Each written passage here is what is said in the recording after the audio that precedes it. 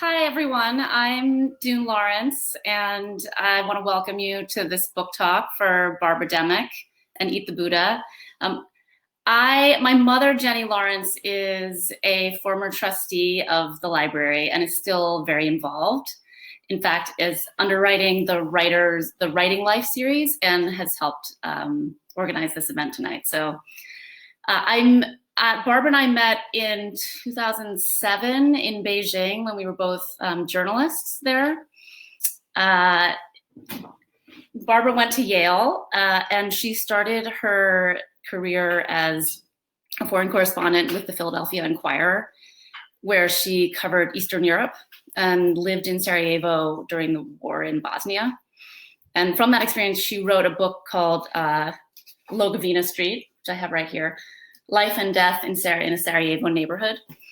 From there, she went on to the Middle East, where she was Middle East bureau chief for the Philadelphia Inquirer, and then moved to Seoul in 2001 to be the LA bureau chief in Seoul, LA Times bureau chief in Seoul. And then she moved to Beijing in 2007, which is where we met. And, you know, I was struggling to write my daily news stories and barely making it. And meanwhile, Barbara did her day job and wrote her news stories, and then also managed to write an incredible book about North Korea called Nothing to Envy, which, if you haven't read it, is just a fabulous, fabulous work. And you'd think it would be hard to find another topic quite as challenging after writing about North Korea, but she managed to do it with writing about Tibetans and Tibet in China. I know most of you probably know this, but you know, this is a very, very high degree of difficulty to write about something this sensitive in China and something that's so taboo for the Chinese government, which is, you know, Tibetans and Tibetan Buddhism. In fact, when I first asked Barbara about this book, maybe 5 or 6 years ago, she told me she was writing about Xinjiang because maybe that was a little less sensitive. Anyway, I'm someone who has spent many years in China and has, I feel that I'm someone who's read quite a bit about Tibet. And I've traveled to a lot of the Tibetan areas of China, including Jiuzhaigou, which appears in the book, and Lhasa itself, and Gansu and Qinghai. And I just, I learned so much from the book. And what I most admire about it is just that, it's really a book of witness. And she, in daily journalism, I find that sometimes, people are props, right? It's like a nice little anecdote and they say one or two things that, kind of support your theme, and then you move on. And obviously that's the opposite of what Barbara has done here, which is really to tell these stories of ordinary people. Barbara has won basically every journalism award you could win. So I won't go through them all. She hasn't won the Pulitzer, but she'll get there.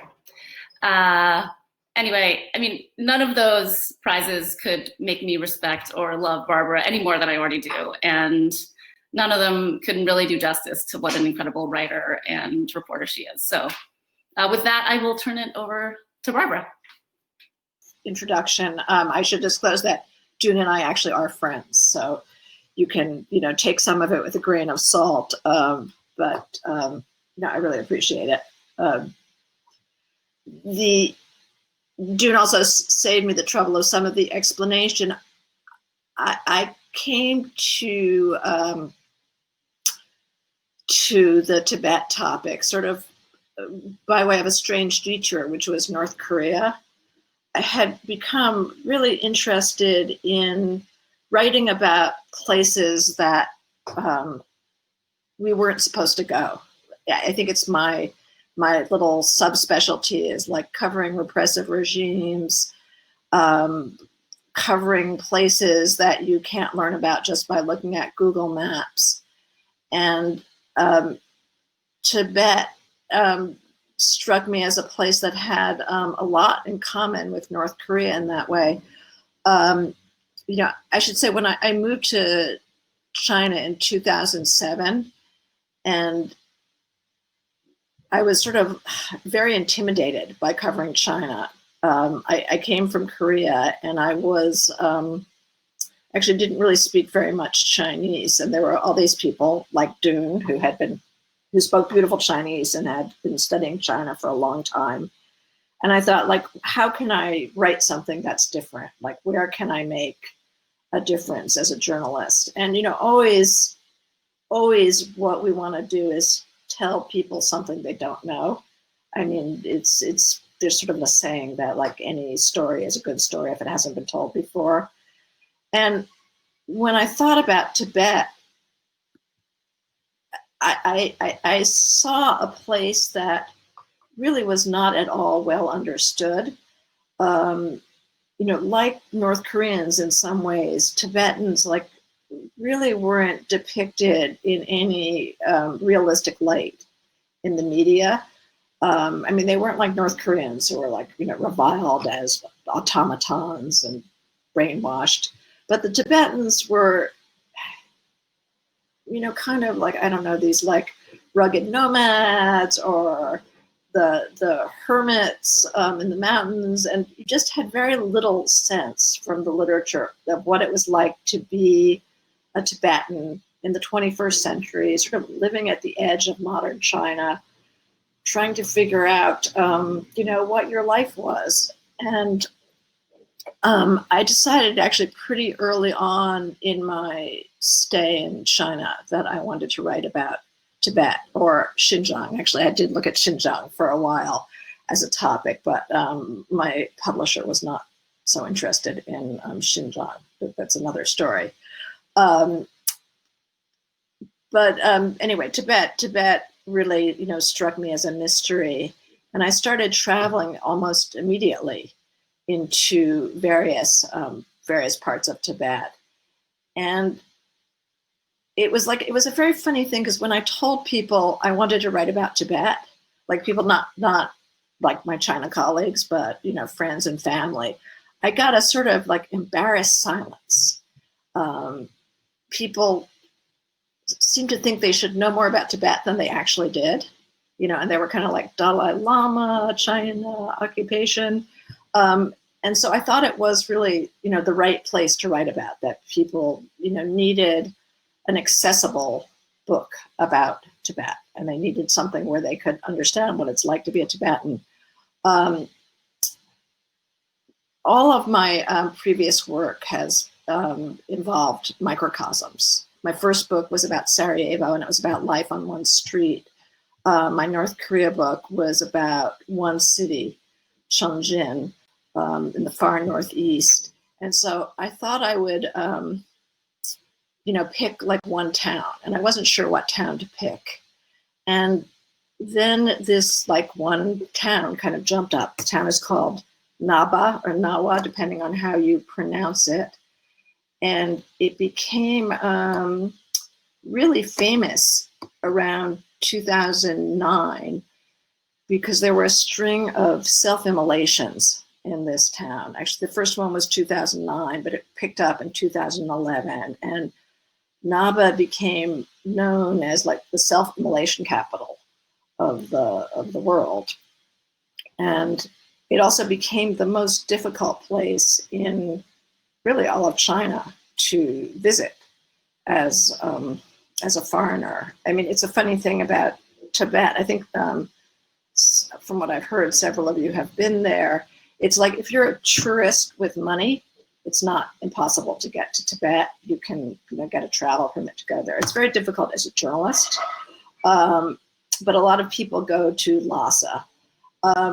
But the Tibetan plateau is really very large, and there's a lot of the Tibetan plateau that is not like the Tibet Autonomous Region, so you can go there without a special permit. So the town I'm writing about, Naba, and I'm going to share my screen to show you. So this is Naba. You can let me know if you're able to see this okay.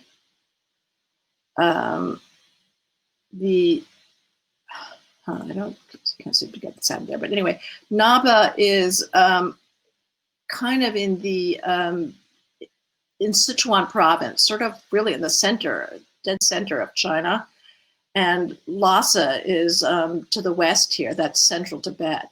But the Tibetan plateau, I don't know if you can see my cursor, sort of goes really as far east as Naba, Xining, Qinghai, Lhasa, you see all those. And this area of the Tibetan plateau is really interesting because it was like the first place where the Chinese and the Tibetans encountered each other in the 20th century, or let's just say the Chinese Communist Party.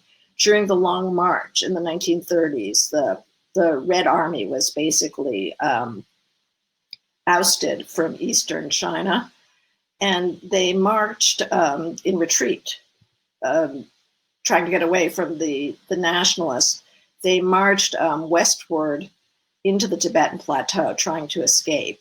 And they had very few provisions and didn't know where they were. They were lost. It was completely foreign country to them. And they started looting Tibetan homes and monasteries. And some of this comes actually from Chinese memoirs. They started eating these like small Tibetan figurines from the monasteries that were made of flour and butter. And the Chinese soldiers thought they were eating the Buddha. And that's where the title comes from. And these encounters all happened around Naba, and it sort of set the stage for just, years of bad relations. And I had found, several memoirs and writings about this period. So that's how I picked this place. So Naba, when I first went, was very closed. This is a little bit complicated. As I said, to visit Tibet, the Tibet Autonomous Region, you need a special permit. But these parts of Tibet are in theory open for writers, journalists, foreigners. But when you get there, you often find this kind of checkpoint. And I didn't take this picture myself because I was too nervous. But this is what it looked like the first time I tried to go in 2013. And eventually I figured out, how to get in. And this is sort of the interior of the town. It's a kind of, grubby, undistinguished town, but they've, the Chinese authorities have sort of insisted on these mural paintings to make it look more cheerful. The stores are actually mostly Chinese owned now, but they have a little bit of Tibetan writing there. Heavy security. There were always APCs and military trucks when I was there.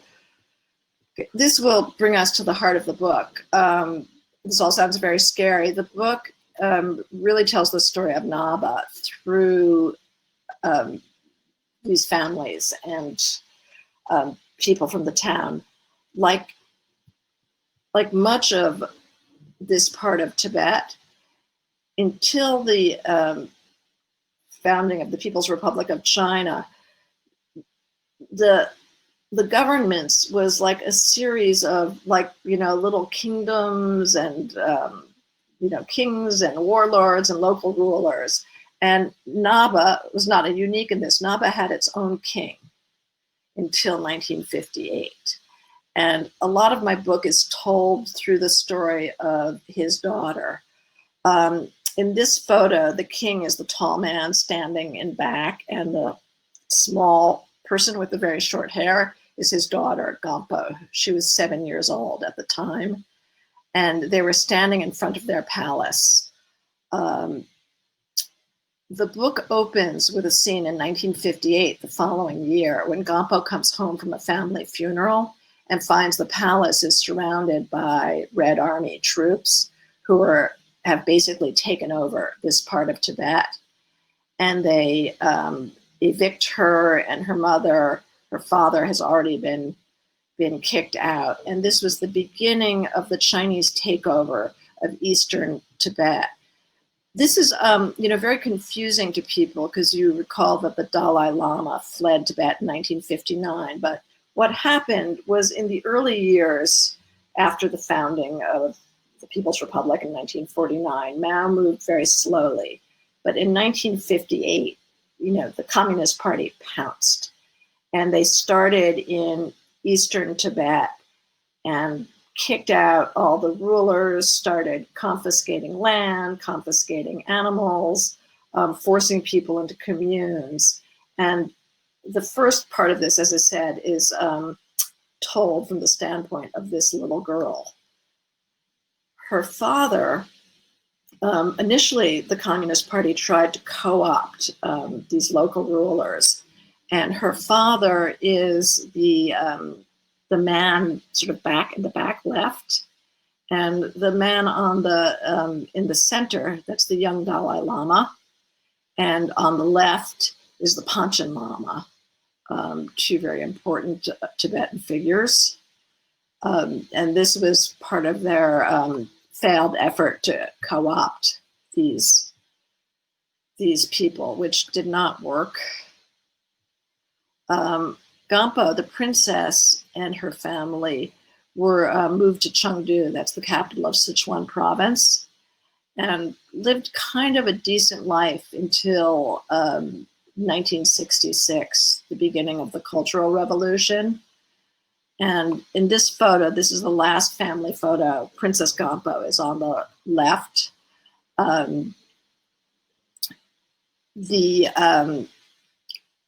This was the last time the family was together. Gampo was going to school in Beijing at this point, and her parents and basically the rest of the family would be killed during the Cultural Revolution.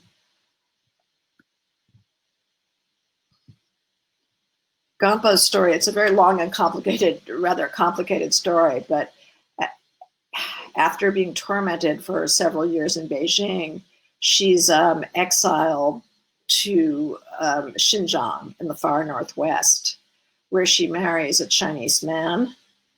And this is the two of them together. They're actually in their commune wearing their sort of military uniforms with an elegant background. And this is, I think, when they were engaged.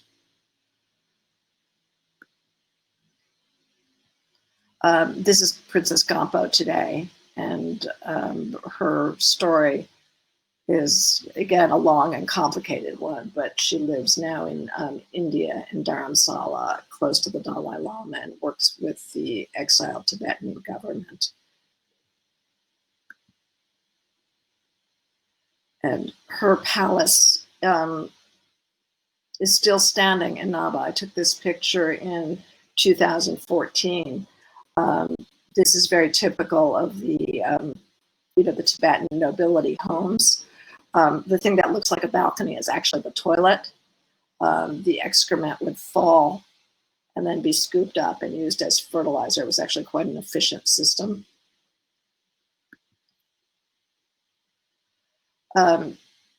This is another person in the book, and the book is not only about the nobility, but this man, whose name is Demick, was 7 years old when the book begins, also same age. He's a contemporary of Gampo's, and he lived in a village called Marima, very close to Naba. And his father actually worked for the king. The king had his own army. And Demick really tells the story of what happened in 1958 to the ordinary people. And in 58, the Communist Party, really, as I said, swept in, took everybody's land, forced them into communes, and it was very, very brutal. This also coincided with the Great Leap Forward. So, I mean, a lot of Han Chinese were very brutally treated, but the death rates among the Tibetans in that period were higher. And in some of these villages, 20–30% of the people died. They were either starved, they were in prison, they died in prison, some of them were shot. And Demick, as a small boy, hid in a laundry basket as communist sympathizers came into his grandparents' house, pulled out his grandmother's braids. His Tibetans, often wear these tiny braids, strung his grandfather up to the rafters of their house. And he described in great detail, the man has an amazing memory, how he as a child was basically orphaned, forced into a commune where very much like North Korea, where they ate grain out of the excrement of the horses, sometimes picked up bones that were maybe animals, maybe humans, to make soup. They weren't really permitted to cook for themselves, but it was really extremely brutal. And he became kind of an amateur historian of Naba, and I relied very heavily on him to tell the story of what happened in this one town. And a lot of the book revolves around what happened in 1958. The Tibetans of this area use the term 58, like we use 911. Just the date refers to this catastrophe. They say it's like the year that the sky and the earth turned upside down, that the sky fell to earth. They use different terminology, but it was really the disaster. And he kept detailed records of the people he knew who were killed, some of them in the Tibetan resistance, some of them just starving. And a lot of the book takes place in Merima. This village, this is just a couple of years ago, this village was named for the May king. This kingdom was known as the May. And this was like the village where they kept their military and they raised their animals. And they've tried to gussy up the village. If you can see on the small screen, those houses are all very uniform and look very fancy from the outside. But, there's really no utilities. Nobody has a washing machine. It's still very primitive. And I just have a couple of quick shots of village life here. This is in a different village, but it's where I stayed. And you can see, I can get this off the screen, this young woman who's a nun playing with her smartphone. I think that slide is masking that. And this is their cooking facilities. Tibetan houses have sort of a stove in the center that's used for heat and cooking. And they always put these magazines photos on the walls as wallpaper. You see that in parts of China as well. And this is just a baby in one of the houses. These people are quite poor, and this was just a couple of years ago. It's still quite undeveloped. The houses all have a shrine room, and even if you're desperately poor, you have a shrine. And this is part of the way that Tibetan Buddhism is so integral to people's lives. This part of Tibet, people still take their animals out to pasture in the summer, and they live in tents, traditionally black felt tents. But in recent years, the Chinese government has been trying to sort of co-opt people by distributing free tents, which I guess are appreciated. And this is outside the house. I get that's actually me, and you can see the yard is rather messy, but it's a typical Tibetan house. A lot of this book takes place at Kirti Monastery.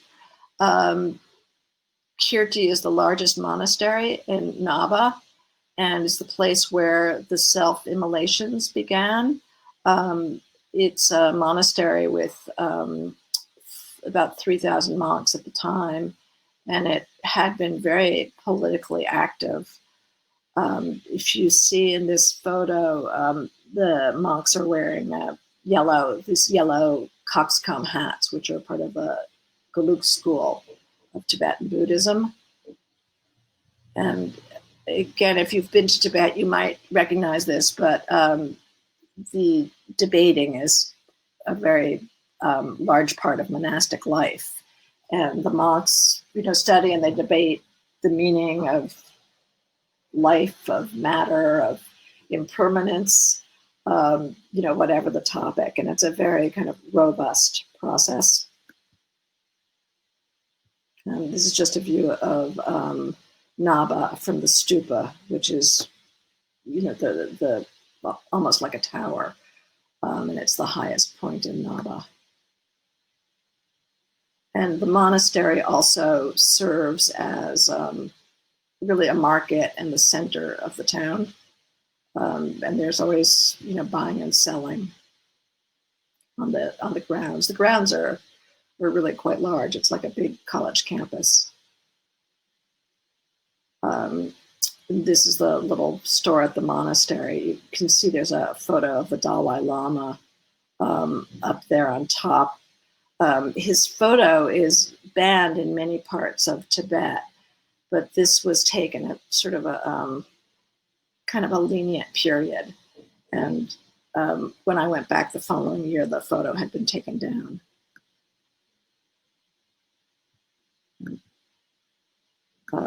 This shows the prayer wheels. I don't know if this, anyway. There's a whole ritual of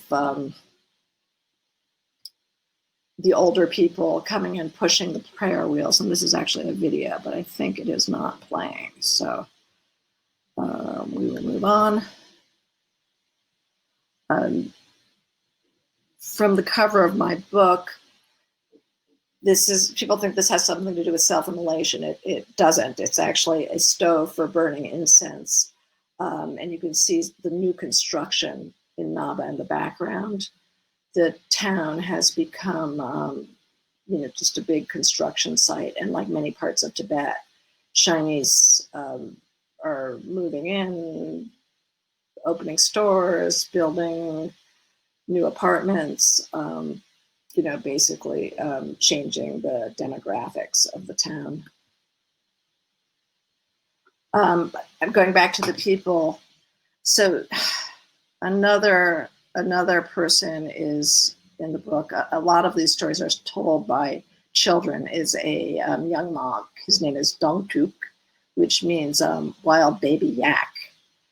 And he grows up in Marima, the village where the older man, if you remember, Demick, also lived. And Dongtuk, who now lives in India, this is a picture of him in his dorm room,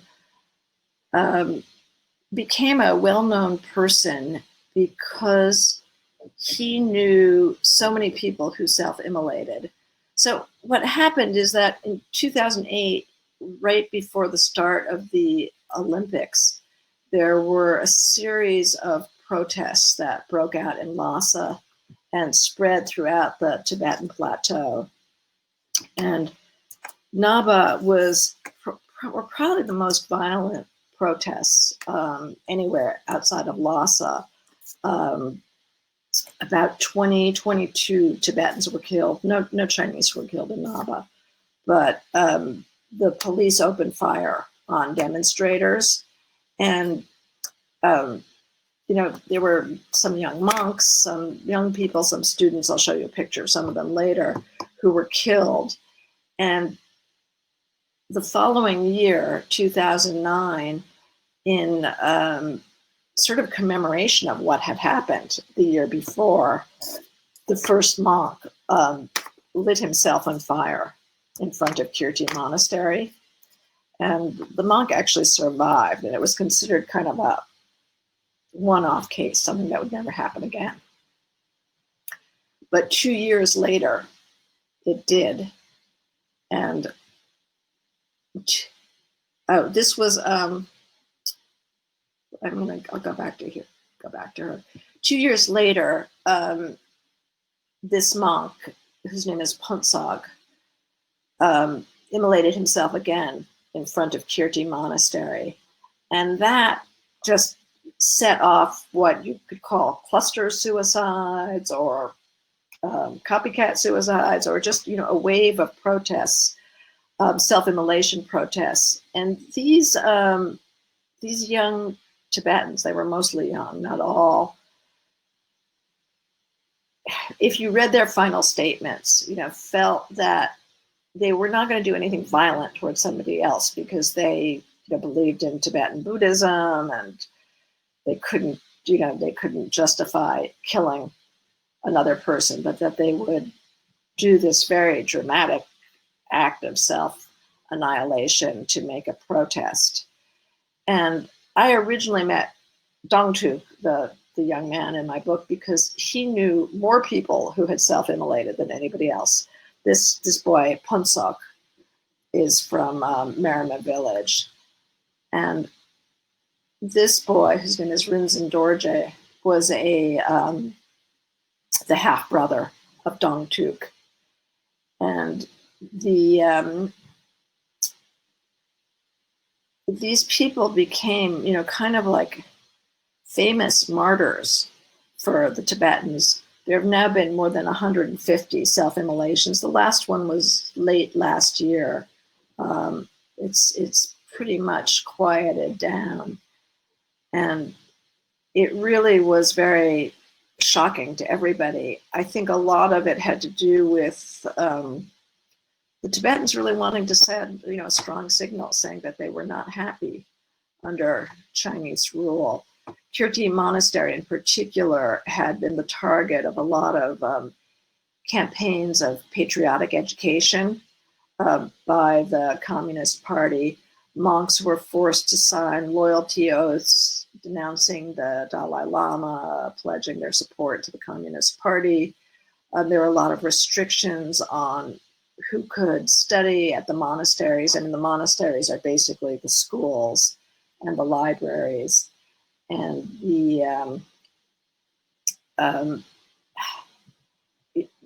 self-immolation seemed to be a reaction to these restrictions.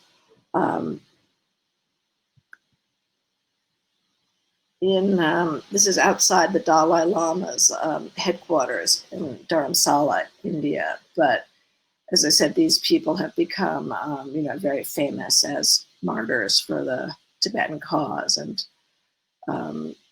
this is obviously a photo of the people who self-immolated. And this is a very, very touchy topic among the Tibetans. Most of the people I know will say sort of, on the one hand, and, then on the other hand, they don't really support self-immolation. They can't support suicide, but on the other hand, they we'll see that these people brought a lot of attention to the Tibetan cause. What I've found, in the last few years when I've talked to Tibetans from this town and others, they acknowledge that things have improved economically in a lot of parts of Tibet under Chinese communist rule, but they have, very little freedom, and that's really what's driving the unhappiness. Tibetans, unlike Han Chinese, generally can't get passports, so they can't travel outside of the country. If they want to go to India to study, they end up, trekking across the Himalayas. It's a very dangerous, difficult trip. There are a lot of internal checkpoints. It's very difficult for them to even visit relatives in other provinces, sometimes other townships within the same province.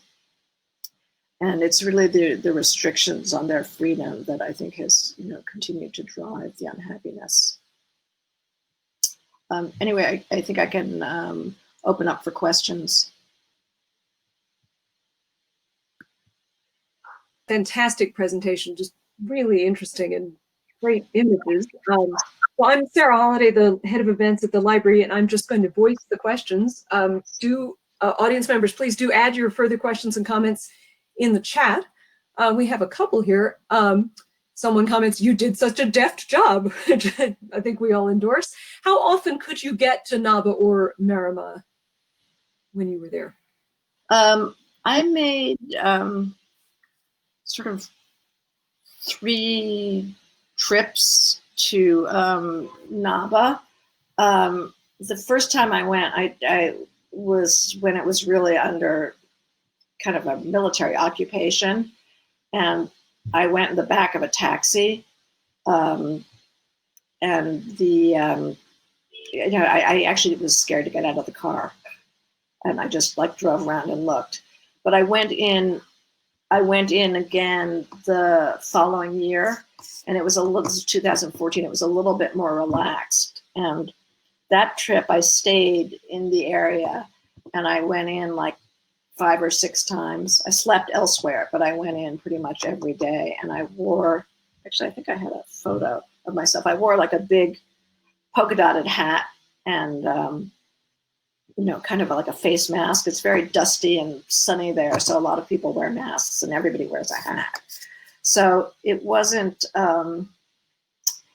like I was in costume, because actually as journalists we're not supposed to sneak in places, but I would say I was discreet. And then I'd say the following year, 2015, I went in again, and I had interviewed the Dalai Lama a few weeks before, and actually this was a little bit naughty, but I had a picture of him on my iPhone, myself selfie with Dalai Lama, and people told me, "Oh, delete that, it's going to get you in trouble." But it kind of gave me a lot of bragging rights, so I didn't delete it, and I showed some people, and they let me stay in their place inside Naba. Before that, I hadn't stayed overnight in the town. I would go in and out because it was not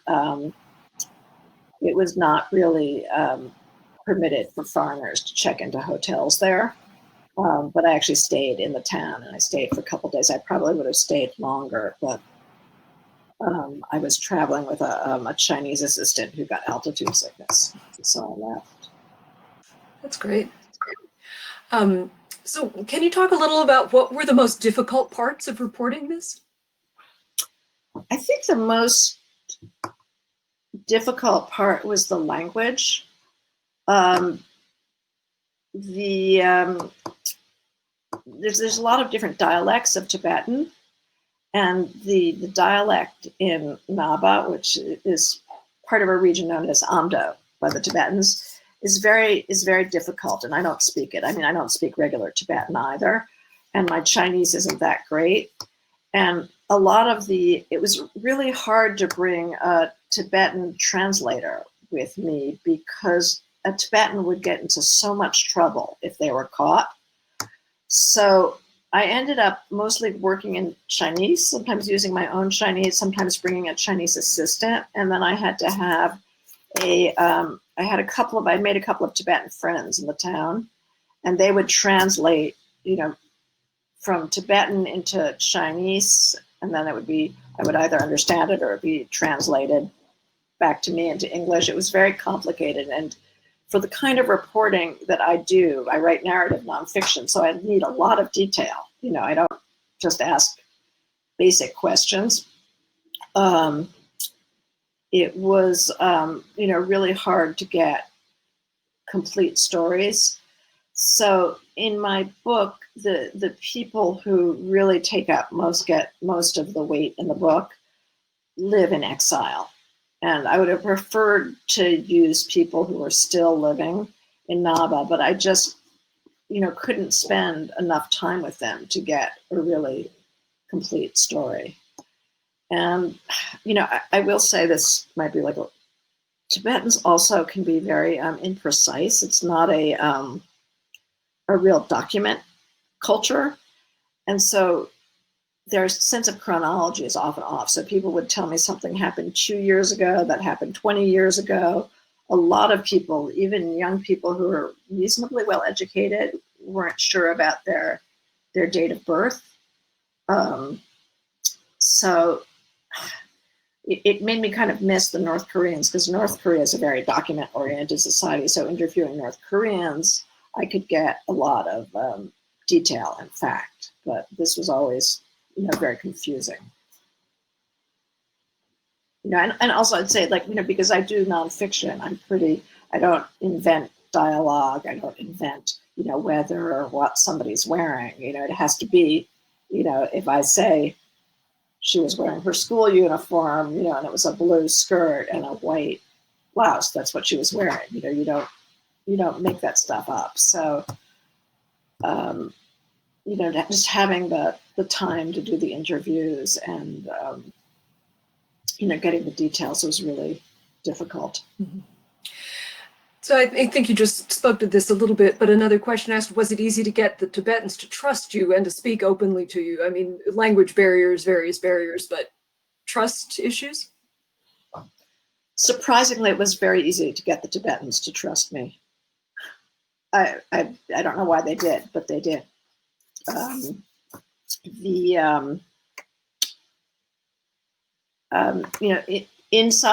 Operating inside Tibet, there were people who were afraid, especially, when I met like Tibetan academics or officials who were in a position of where they had something to lose, they were quite nervous.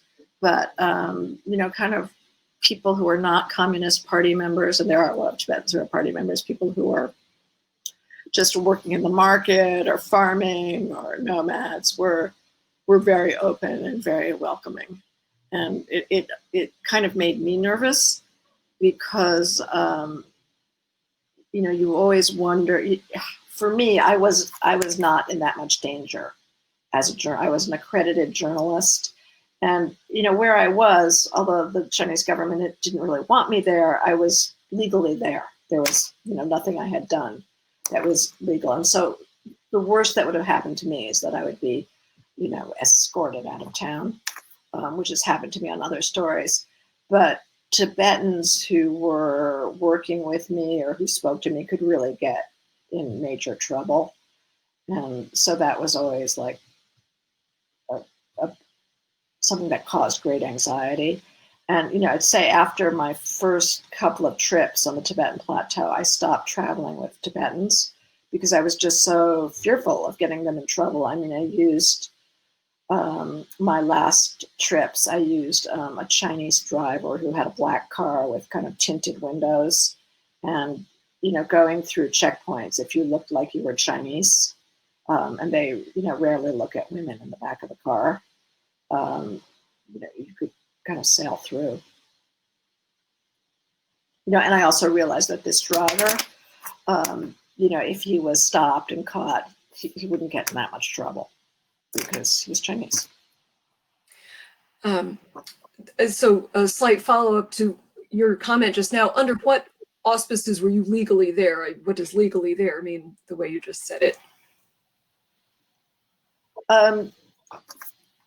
When, as I was an accredited journalist living in China, I had a press card, I had a residency visa, and this part of the Tibetan plateau, you at least on paper, you don't need a special permit.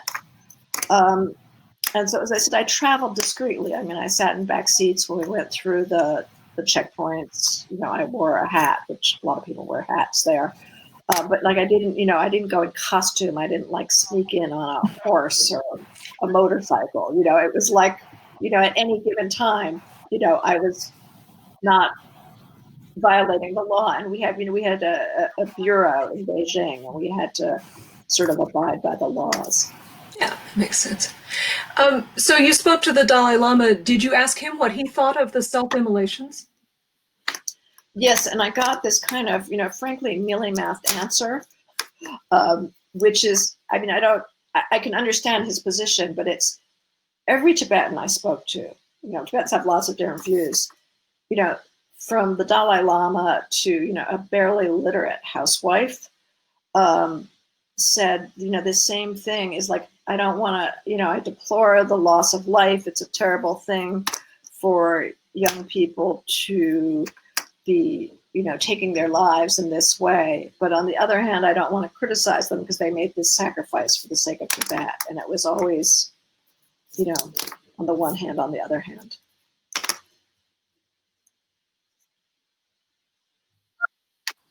You referenced oral histories at some point, and an audience member is curious where you found materials like that, and in general, the state of archives and materials preserving Tibetan culture and Tibetan experience. And speaking as a library person, I'm kind of curious about that. Yeah. Well, there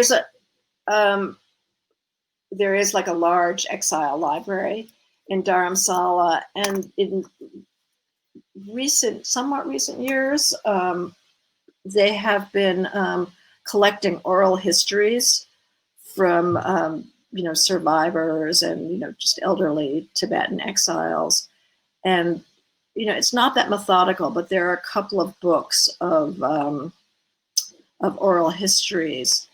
And what's stunning to me about writing about Tibet, this is sort of there's like so much that's unknown, so much that hasn't been recorded, because most of what's been written about Tibet has been written by people from central Tibet, from Lhasa. And these were, for the most part, elite families who fled in 1959 with the Dalai Lama. But more than half of the Tibetans are from this eastern part of Tibet. And they came out much later. And it was in this eastern part where these really horrific things happened in especially 58. I mean, whole villages were, dumped into pits where people starved to death. And, one man told me about, as a child being, shot at like he was a wolf. These, there were people hunting down Tibetans as they tried to flee. I mean, 58 was really awful. And these stories have largely not been told. And Tibetans, like most Tibetans, can't write memoirs because you can't write a truthful story if you're living inside Tibet. And there's a few exceptions. Actually, there's one exception if people are interested. There's a guy named Naksan Nulo, who was a Tibetan who became a party official, who wrote a memoir called My Tibetan Childhood, and it's fantastic. It's just a gem. But for the most part, people haven't been able to write their memoirs, and even Tibetan exiles can't really get permission to travel to Tibet, even to visit their families. The Chinese government, parses out these permissions and visas very sparingly. So, I felt like I was guilty of some cultural appropriation because Tibetans should be telling these stories, but it's very difficult for them to do it. On this question about oral histories, there were also some very interesting Chinese histories. The story about eating the Buddha was a memoir written by a former Chinese general named Wu Fa-shen.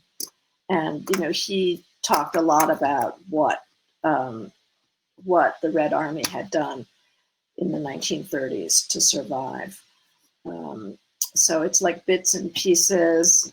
And I should say there's a few scholars. There's a Chinese American scholar whose name is Li Jianling, who's accessed some Chinese archives.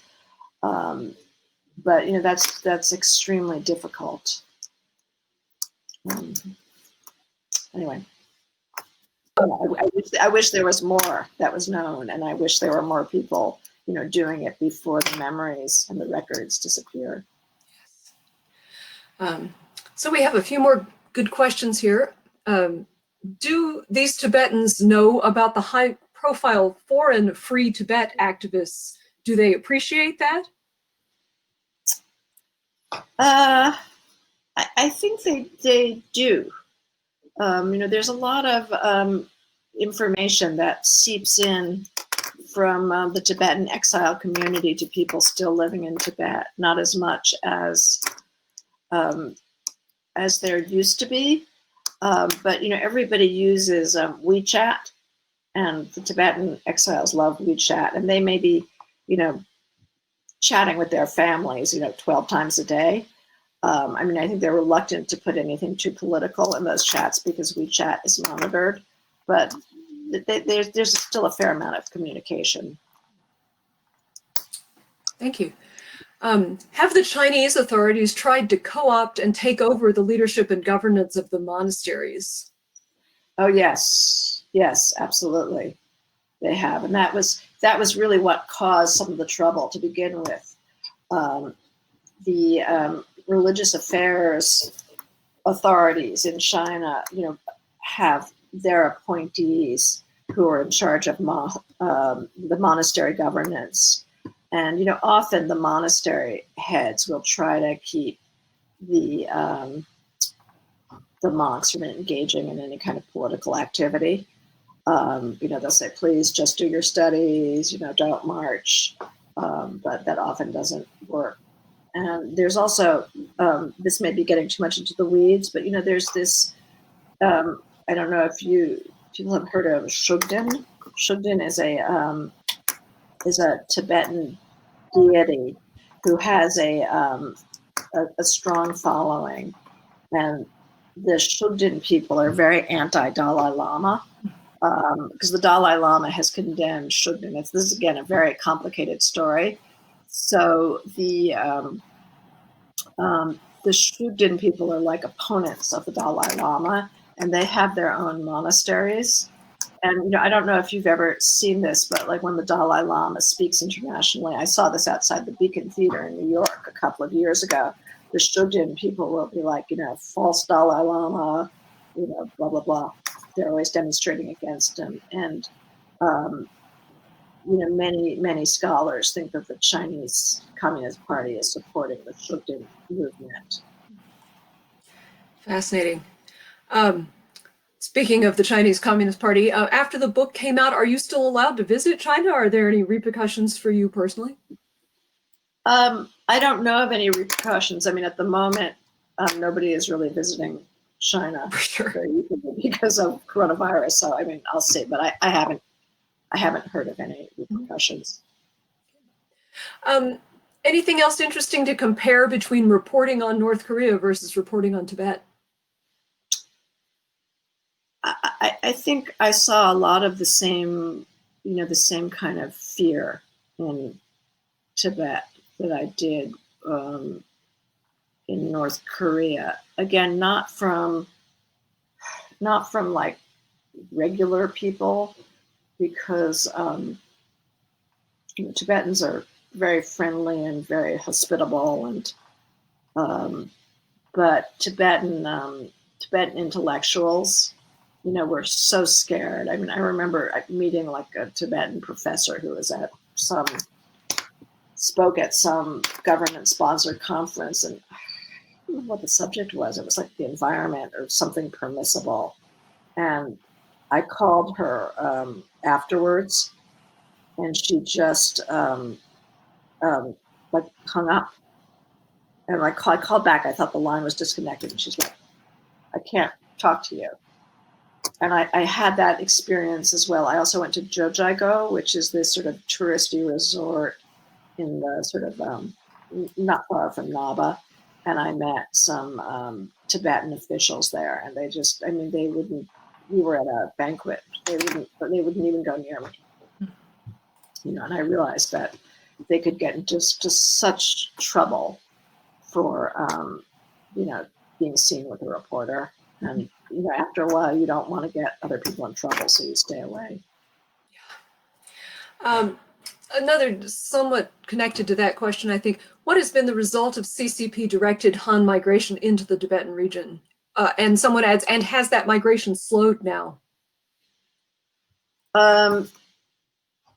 You see, I see it more in Lhasa. I was in Lhasa a couple of years ago, and there's just so many Chinese businesses, Chinese restaurants, and Chinese, just Chinese tourists. And I think the Tibetans feel really squeezed out. Not only that their culture is being diluted, but that like their bread and butter.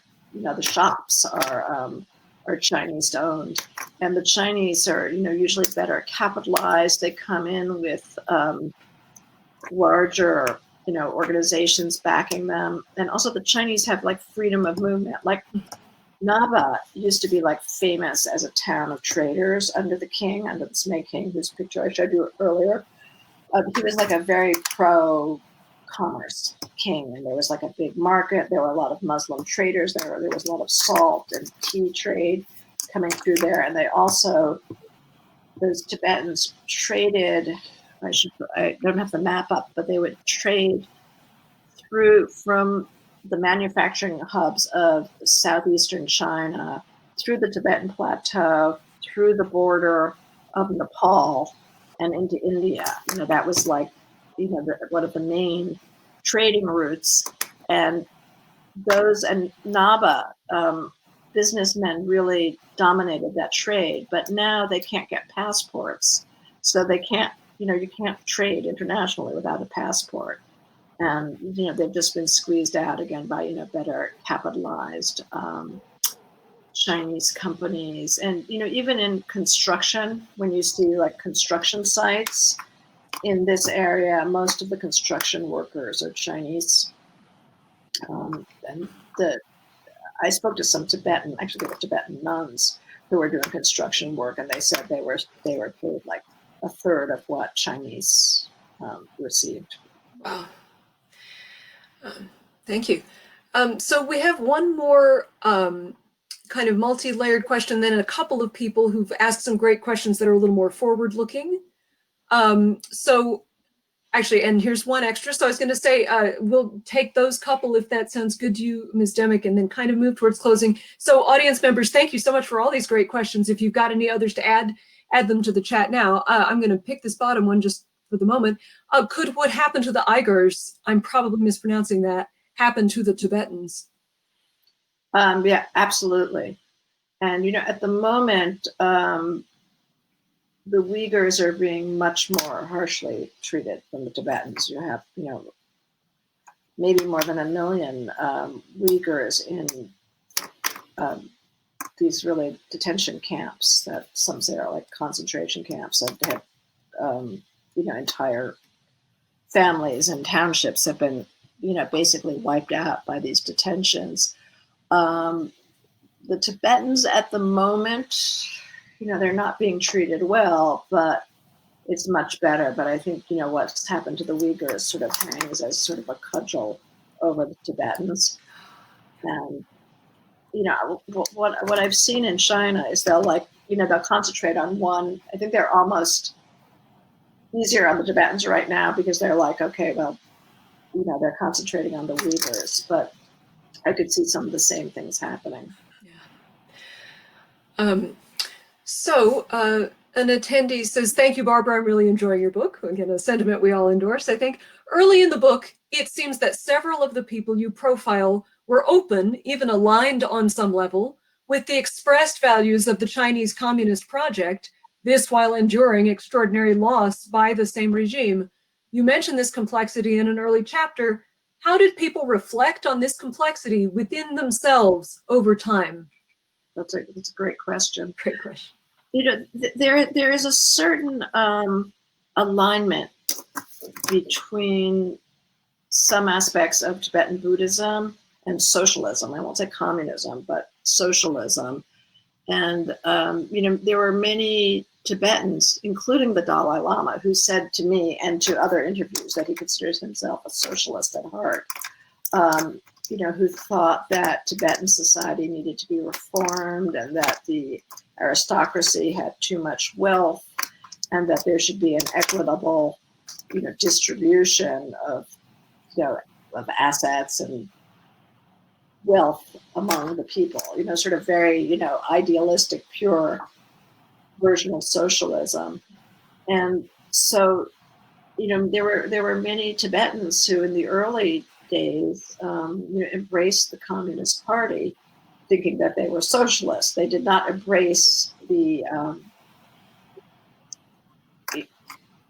persecution of the practice of religion, but they did, embrace the redistribution of wealth. And you see that, I see that there's contradictions among many people. If you get towards the end of the book, Princess Gampo was educated in the Chinese system and, read her Mao, and in some ways is still, a believer in, again, this like idealized version of socialism. A lot of these people believe that, the Communist Party lost its way. And in fact, in the early years, Mao claimed that he would give people freedom of religion, which turned out not to be the case. But again, people have this idealized view of what socialism could be. Thank you. So I'm going to just take a tiny moment to mention that we do have a couple of more cool events coming up before our season closes in a couple of weeks. I'm just going to pop the link for that in the chat, and I'll also in a moment put back the links to purchase Eat the Buddha and to join in other ways. So thank you so much. So I'm going to just summarize a couple of great questions we have here that are both sort of asking what's next. What oppressive regime might you want to focus on next, or alternate project if you feel comfortable sharing that?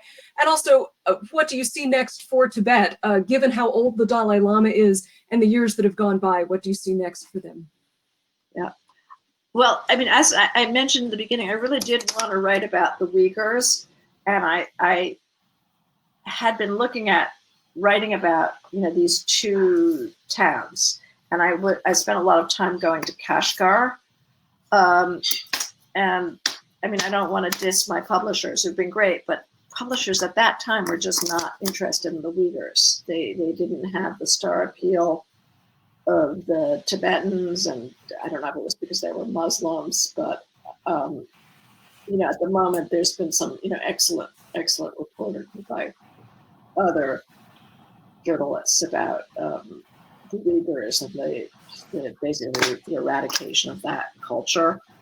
I'm actually writing something at the moment that sort of deals with Chinese adopted girls and family planning and the one-child policy. So it's not really about repressive regimes, but I'm still really interested in the Uyghurs. And about what you see coming back next for Tibet, especially given the Dalai Lama's age. Well, it's just, obviously when the Dalai Lama dies, it's going to be a big mess. It's really going to be a big mess because the Chinese Communist Party will try to anoint their own Dalai Lama. They did that with the Panchen Lama who died in '89. Although they don't believe in religion, they somehow think they know about reincarnation. And I think the Tibetans will appoint somebody. They'll find a boy and say he's the reincarnate, and the Chinese will find somebody, and I think that can be, will be very messy. And also, I mean, the Dalai Lama has been very serious about nonviolence.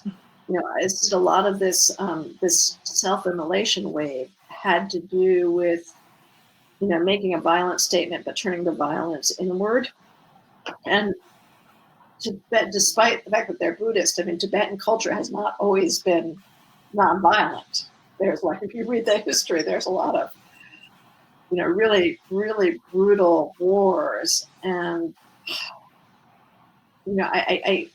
I can't believe that it will stay as calm as it's been, because it has been relatively calm without the 14th Dalai Lama in place.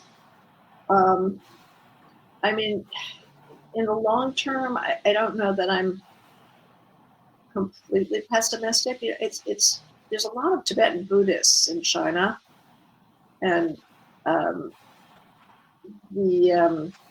lot of writers have commented on this, spiritual void among the Chinese as they've gotten rich, and I think a lot of Chinese feel that spiritual void lies somewhere in Tibet, and that Tibetan Buddhism fills a need for them, and so there's a certain affection for Tibetans and things Tibetan and Tibetan religion among the Chinese that, frankly doesn't exist for the Uyghurs. And, it may be superficial. Maybe, they just like, the music or the jewelry. But, I do see some support for Tibetans within China. When Xi Jinping came in 2012, there was a lot of optimism that he would be more sympathetic to the Tibetans because his mother was a Tibetan Buddhist, and his father, Shi Sun, who was also a high official, had met the Dalai Lama when the Dalai Lama was young, and apparently till the end of his life wore a watch that the Dalai Lama had given him. So, I think there's still some hope that there can be, a rapprochement at some point in the future. That's great to hear. So I think we'll wrap up there. Thank you so much, Ms. Demick, for a fantastic presentation. Thank you, Dune Lawrence. Thank you, Jenny Lawrence, for helping organize this. Thank you to everyone attending and for your great comments and questions. I'm going to just pop on the screen a slide about what's coming up next and the links to purchase the book and join in other ways that you like. Thank you so much. Have a good evening. Okay.